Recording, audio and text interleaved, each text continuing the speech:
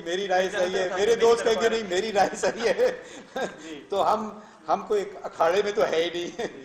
ہم تو دیکھیں عقل اور سمجھ سے, اور انسان غلطی کا پتلا ہے, سیکھتا ہے. جس دن میں تو آج بھی مجھے 82 سے میں نے وکالت اب 41 سال ہونے کو ہیں, میں آج بھی اپنے آپ کو قانون کا طالب علم سمجھتا ہوں. کیونکہ ہر دن کوئی نہ کوئی مقدمہ آتا ہے, کوئی نیا پہلو آتا ہے جو میں نے پہلے نہیں دیکھا ہوتا ہے. پرانے پہلو پہ آپ کو فیصلہ کرنا آسان ہوتا ہے, نئی بات جب آتی ہے تو پھر ذرا اور سوچنا ہوتا ہے کہ ذرا سمجھ لیں اچھی طرح سے. آپ کی یہ یعنی جس طرح آپ ماشاءاللہ آئین کی مختلف پروویژنس کی تشریح کر رہے ہیں, اور اس طرح یعنی بالکل پانی بنا کر اس کو سادہ انداز میں پیش کر دیتے ہیں, ہمارے لیے تو بہت یعنی آپ ایک اچھے لا پروفیسر بھی ہو سکتے ہیں ماشاءاللہ.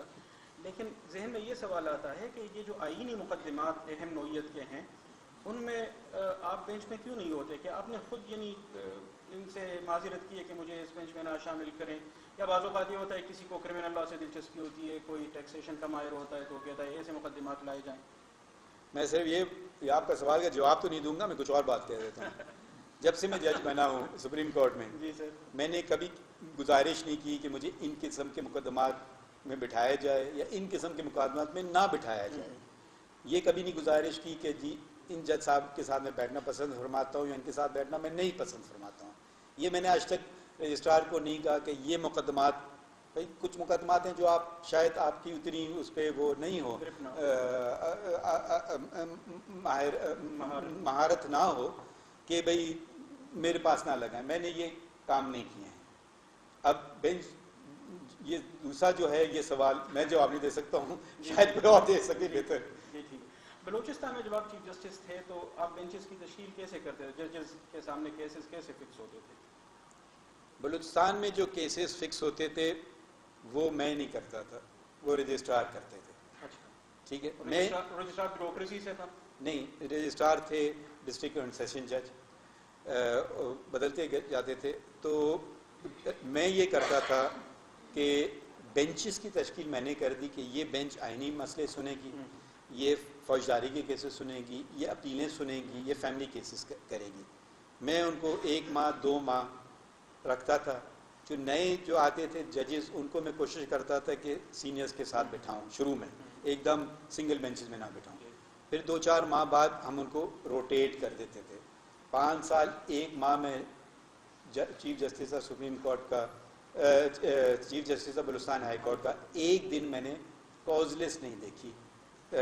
رجسٹرار جو بناتے تھے, رجسٹرار کو صرف یہ حکم دیا گیا تھا کہ کچھ کیسز ہیں جو فاسٹ ٹریک جس کو جلد نوعیت کے ہیں, ارجنٹ ہیں, اس میں یقیناً الیکشن کیسز, کیونکہ مدت ہی 5 سال ہوتی ہے, تو اگر ہم 5 سال لگا لیں اور پھر وہ کہیں جی ختم ہو گیا.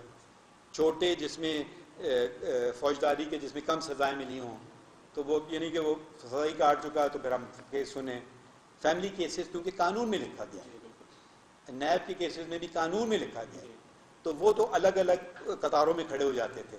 مگر جو باقی تمام کیسز تھے سمپل رول تھا, فرسٹ ان فرسٹ آؤٹ, یعنی کہ جو پہلا آئے گا وہ پہلا سنا جائے گا. یہ سمپل رول تھا, اس کے علاوہ نہیں. جو رجسٹرار جب میرے پاس آتے تھے وہ کہتے تھے کہ جی اس جج صاحب نے ناٹ بیفور کر دیا, تب مجھے پھر یہ میرے سامنے نہ لگا, ہاں یہ میرے سامنے کیس نہیں, یا وہ اس میں وکیل رہ چکے ہوں یا کوئی جاننے والے ہوں, تب میں دوسرا جج کا نام لکھتا تھا. یا کبھی شاید نادری ہوئی کہ 2 جج صاحبان میں اختلاف رائے ہو گئے تو یہ لاجر بنچ بجائیں یا تیسرے جج کے پاس جائیں, یہ میرے پاس اختیار تھے. باقی کام رجسٹرار کا تھا, جن کو یہ گائیڈ لائنز ملی ہوئی تھیں کہ اس گائیڈ لائنز کے تحت چلیں.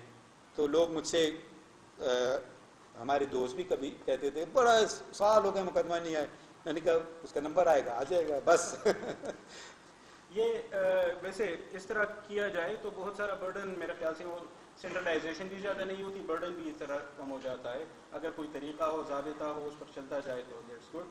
یہ ایک آڈینس سے ایک سوال ہے کہ اعلیٰ عدلیہ میں ججوں کی تعیناتی اور برطرفی میں بنیادی کردار خود عدلیہ کا ہوتا ہے.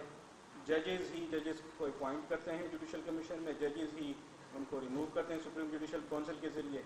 کیا امریکہ کی آپ نے مثال دی تو یہ بہتر نہیں ہوگا کہ یہاں بھی پارلیمان نسبتاً زیادہ اختیار کا رکھے, اور کیونکہ وہ لوگوں کے منتخب نمائندے ہوتے ہیں؟ میں تو صرف جو انہوں نے بات کی آپ کے سوال میں لکھی ہے وہ اس کا اندراج آئین میں.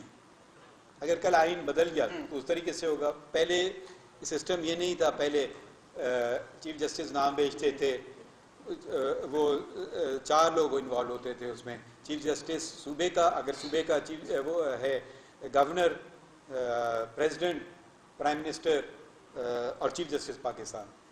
ٹھیک ہے, آئین بنانے والوں نے اس کو چینج کر دیا. تو مگر میں صرف جو بات کہنا چاہوں گا کہ یہ بھی بہتر ہے, یہ اس ادارے کی بات نہیں کر رہا ہوں, جنرل بات کر رہا ہوں. آپ اکٹھا ہو جائیں کہ یہ صرف ووٹنگ نہ ہو مگر اس پہ دلائل دیے جائیں, دلائل سنے جائیں. ہو سکتا ہے میری ایک شخص کے متعلق ایک رائے ہے, اچھی یا بری, تو آپ نے کوئی بات کی, میں اپنی رائے بدلنے کے لیے تیار بیٹھا ہوں. یہ نہیں کہ جی میں نے یہ فیصلہ کر لیا ہے. میرے حساب سے چاہے یہ جو ہوتا ہے میں نے فیصلہ کر لیا ہے, چاہے گھر میں ہو وہ بھی غلط ہے, چاہے آپ برا مانیں گے, چاہے استاد بھی کہے میں نے فیصلہ کر لیا ہے. اگر کوئی جائز سوال ہے تو اس کا جواب دیں. ٹھیک, جو جواب نہیں دیں گے تو پھر وہ استاد لگے گا اس کو پتہ نہیں ہے, یا وہ اپنی دوست نہیں, استادوں کو استادی آتی ہے, وہ کہتے ہیں this is a very good question, okay next.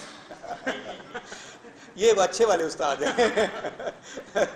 یہ بھی کرتے ہیں بعض اوقات کہ ہاں یہ سوال آپ نے بہت اچھا کیا, آڈینس میں آپ کوئی جواب دینا چاہیں گے, پھر ہم ان کو دیکھتے ہیں. اور بھی طریقے ہوتے ہیں سر. ہاں, ملا نصر الدین کا بھی واقعہ ہے سر. ہاں بالکل سر.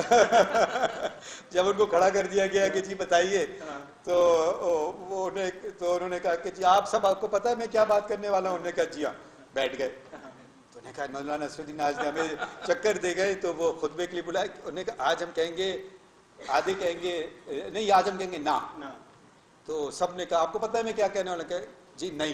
تو انہوں نے کہا ایسے نامناسب جاہل لوگوں کے سامنے میں بات کرنا پسند ہی نہیں فرماتا ہوں. تو چل دیے.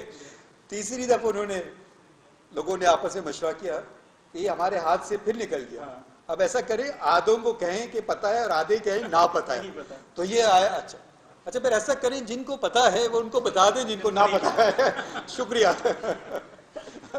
مگر میں نے آسان راستہ نہیں پکڑا. ہاں نہیں, ماشاء اللہ. یہ کچھ اور بھی سوالات ویسے یہ تو ہیں الیکشنز کے حوالے سے بھی ہیں کہ آپ نے چونکہ قومی وحدت اور وفاقیت کی بات کی ہے, تو پاکستان ایک آئینی بحران سے گزر رہا ہے. 2 صوبوں میں اسمبلیاں ڈیزالو ہو چکی ہیں. کچھ لوگوں کا یہ کہنا ہے کہ اگر پہلے انتخابات ہو جائیں تو پھر قومی اسمبلی کے انتخابات کے لیے وہ نگران سیٹ اپ نہیں ہوگا, غیر جانبدار, اور اس طرح ان صوبوں میں تو مستقل پھر وہ انتخابات پہلے ہوتے رہیں گے. تو کیا اس طرح یہ وفاق کے لیے نقصان دہ ہوگا؟ دیکھیے, آپ نے جو باتیں, جو آپ نے مشکلات کہوں یا آپ نے, اور اسی طرح آڈینس سے بھی ایک, سوری سر, اچھا چلیں, ایک سوال اس سے متعلق ہے کہ کیا اس کی کوئی ضمانت ہے کہ منتخب ہونے کے بعد وہ پھر اسمبلیاں نہیں توڑ دیں گے؟ چلیں.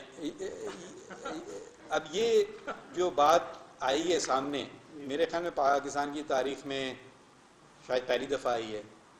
ٹھیک ہے, میں تو اس پہ اپنی کوئی رائے نہیں دوں گا.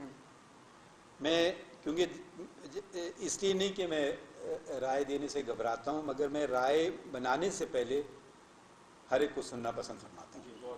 ٹھیک ہے, کہ ہو سکتا ہے میری ذہن میں کوئی بات ہو, مگر اکثر میں ایک صبح ہمارے یہاں فائلز آتی ہیں اگلے دن کی, پڑھتے ہوئے یقیناً کوئی نہ کوئی آپ کا رجحان کسی طرف جاتا ہے. آپ کرسی میں بیٹھیں جج کی, تو شروع میں جو سوچا ہوا تھا کہ کیس نہیں بنتا ہے, نہیں, اس میں تو بڑا اچھا پوائنٹ نکلا ہے, یہ تو کیس ہے. تو یہ اگر آپ ذہن میں اپنے آپ کو رکھیں, اور کیونکہ یہ چیز ایسی ہے جو آپ نے باتیں کی, یقیناً اس میں بہت وزن ہے. مگر میں پھر میں ذرا چلیں سر, اگر یہ پولیٹیکل کوشچن ہوا, چلیں اس کو چھوڑ کے میں اس کو ایک آئینی سوال کے طور پہ لے لیتے ہیں کہ اسمبلیوں کی ڈیزولوشن کے حوالے سے ایک سو موٹو لیا گیا.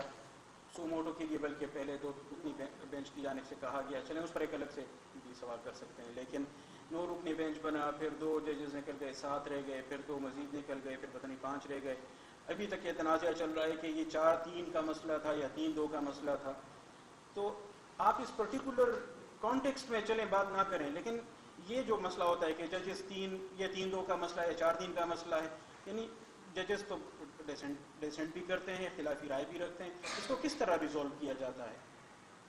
میں اس پہ اس کا جواب نہیں دوں گا. میں آپ کو 2 مثالیں حقیقی مثالیں دوں گا جو میرے ساتھ ہوئیں.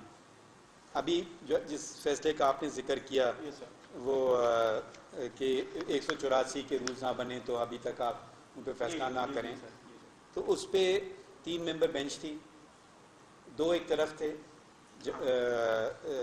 میجورٹی میں.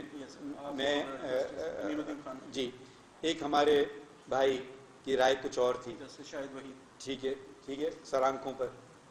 اس کے بعد ہم نے ایک چھوٹا سا لکھا order of the court by a majority of 2 to 1 یہ فیصلہ ہے. ٹھیک ہے، ایک یہ مثال ہے.